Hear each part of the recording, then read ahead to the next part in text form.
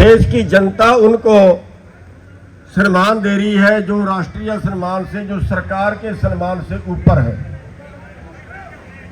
मैं बेनती करूंगा कि जो भाई बोल रहे हैं वो भाई श्रद्धांजलि देने आए हैं सत्यपाल मलिक जी को, और अगर वो दिल से सत्यपाल मलिक जी को श्रद्धांजलि देने आए हैं तो फिर उनको चुप करके बैठना भी चाहिए, बोलने का बहाना नहीं ढूंढना चाहिए, फिर उनको शांतिपूर्वक बैठना भी चाहिए श्रद्धांजलि देने के लिए, अगर वो सच्चे मन से आए हैं। तो साथियों, सत्यपाल मलिक जी का कसूर क्या था? सत्यपाल मलिक जी देश की राजनीति में लंबे टाइम तक रहे, मंत्री रहे, 5 बार गवर्नर रहे, और जब कश्मीर के अंदर 70 धारा तोड़ी तो एक बार देश के अंदर माहौल ये था कि वहां पे पता नहीं कितना कत्लेआम होगा, लेकिन बहुत अच्छे ढंग से संभाला। एक भी आदमी की जान कश्मीर के अंदर नहीं गई। उनका कसूर क्या था? उनका कसूर मात्र इतना था कि जब किसान आंदोलन चला, उन्होंने किसानों की बात को प्रधानमंत्री के आगे रखा और प्रधानमंत्री ने उसको मानने से इनकार कर दिया। लड़ाई क्या थी? किसानों की मदद क्यों करना चाह रहे थे वो? किसानों की लड़ाई क्या थी? केवल इतनी कि देश का जो भोजन है वो कारपोरेट के गोदामों में कैद नहीं होना चाहिए। रोटी सबको भगवान देता है, दूसरी जिम्मेवारी सरकार की होती है, लेकिन हमारी सरकार ने कानून बना दिए थे कि पूरे देश का भोजन पूंजीपतियों के गोदामों में कैद हो जाए। हमारी सरकार ने जो सभी जनता के लिए बराबर काम करना होता है, आज आधे घंटे में एक किसान कर्जे में सुसाइड कर जाता है। किसान कर्जा मुक्ति की मांग करता है, नहीं, उसको कुछ नहीं मिलता,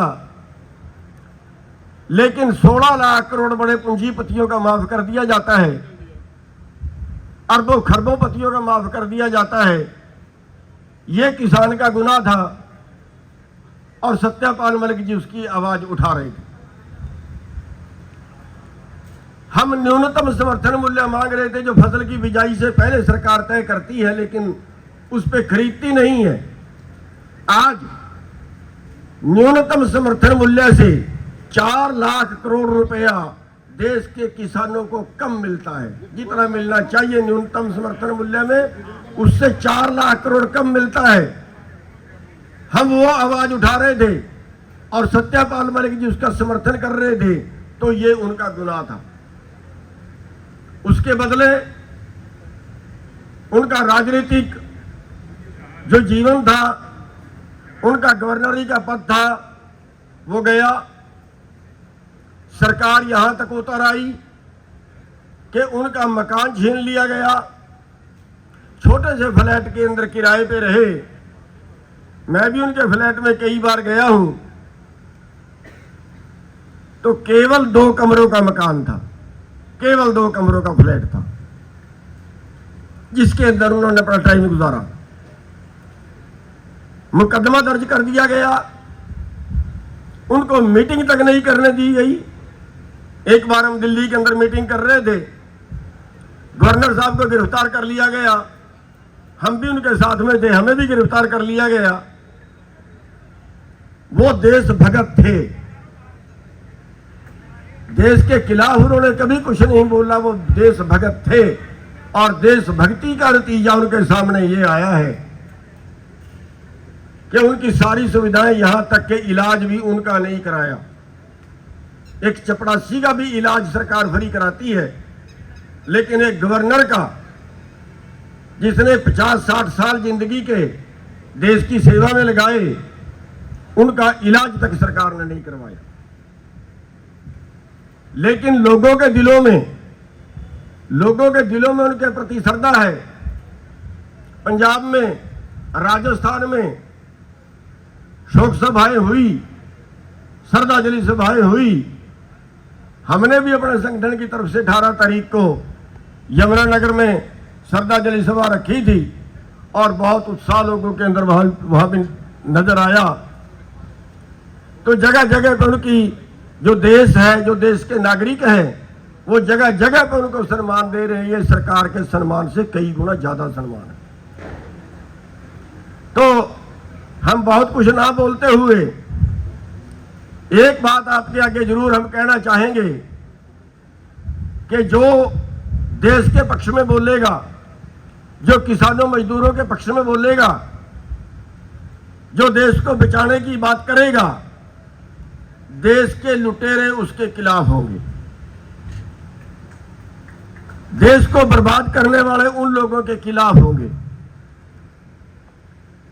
तो साथियों, ये पुराने समय से है, हम आज जिस धरती के ऊपर खड़े हैं, इस धरती से 1857 का युद्ध शुरू हुआ था, क्रांति 1857 की। और उस वक्त की सरकार में क्रांतिकारियों के खिलाफ हुई थी और जितने क्रांतिकारी थे उनको चुन चुन के मारा भी गया था सरकार द्वारा। तो उनको नतीजे भुगतने पड़ते हैं, लेकिन इन सब के बावजूद हर भारतवासी का एक धर्म बनता है कि इस देश के जो मूल जरूरतें हैं, आज 23 करोड़ लोगों को एक वक्त का खाना नसीब है। आज देश के अंदर 45% बच्चे कुपोषित हैं। हमारे देश के हर नागरिक को आवाज उठानी पड़ती है। अगर सच्ची श्रद्धांजलि हम सत्यपाल मलिक जी को देना चाहते हैं तो फिर जो उनकी विचारधारा थी, जो वो देश के लिए करना चाहते थे, जिस धारा में वो बोलते थे, अन्याय के विरुद्ध सत्ता में रहते हुए अपनी ही पार्टी के विरुद्ध बोलना एक बहुत बड़ी बात होती है। तो वो सबका हम सबको लेना चाहिए। यही उनके प्रति सच्ची श्रद्धांजलि होगी। हम अपनी तरफ से, अपने किसान संगठन की तरफ से, सभी किसानों की तरफ से उनके चरणों में नमन करते हैं, उनको श्रद्धांजलि अर्पित करते हैं। आप सबका टाइम दिया, बहुत बहुत धन्यवाद। इसी क्रम में हमारे बीच में विभिन्न संगठनों से लोग यहाँ आए हैं। बिजनौर सांसद के प्रतिनिधि के रूप में युगांश राणा जी, मेरठ